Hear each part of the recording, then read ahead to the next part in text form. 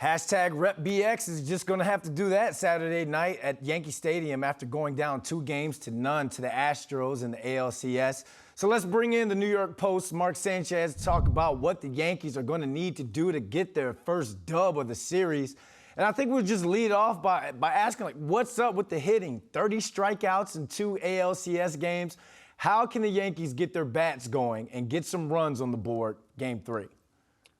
We just talked with Aaron Boone on a Zoom, and he acknowledged the 30 strikeouts is way too many.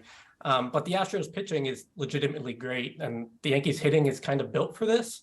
Their best contact hitter was DJ LeMahieu, and he's out. Benintendi is hurt. Carpenter hasn't looked like himself, and this team is going to strike out a lot. And next up for Game 3 is Christian Javier, who already threw 7 innings of a no-hitter against the Yankees, so it's only going to get worse, or at least it's going to be a harder problem to solve.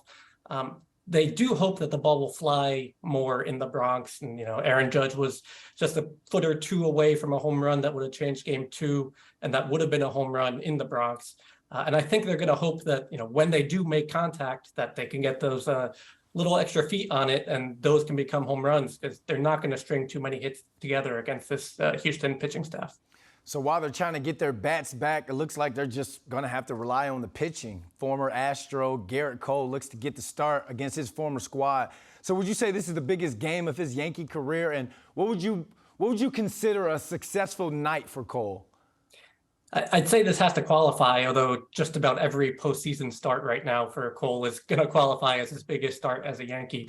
And they're 2-0 when he starts, and if they were 1-1, then they wouldn't be here right now. They'd have been knocked out already. But these games are why they got Cole. And, to be like the Verlander that the Yankees saw in Game 1 and overpowered their bats. Verlander, obviously Cole's old pal from his time with Houston.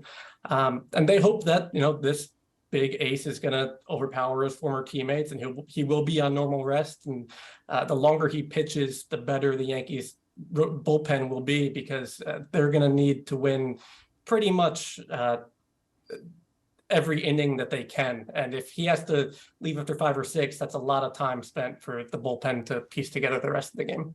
That's a lot of pressure trying to win every inning that they can. I mean, this is a Astros team that won 106 games in the regular season. They seem to be built for not only the regular season, but the postseason as well. I mean, Mark, you may get some people upset with you on Twitter for this, but is Houston just too much for the Yankees, and why? I kind of think so, but right. But that's why they play the game, right? The Astros are really good, and the Yankees are not at full strength. And when you have a team that is built for the long ball like the Yankees are, you only need a swing or two to change games. And I think that's what they're hoping for. If you get Judge a long ball, if you get Stanton to crush a 450-foot shot, that can be a 3-run homer and can change the game, even if the Yankees have 3 or 4 hits in the game. So I don't think that the Yankees are the better team, but that doesn't mean that they have to that doesn't mean that they will lose the series. So they're just going to count on a couple big swings to turn this. So you're saying there's a chance.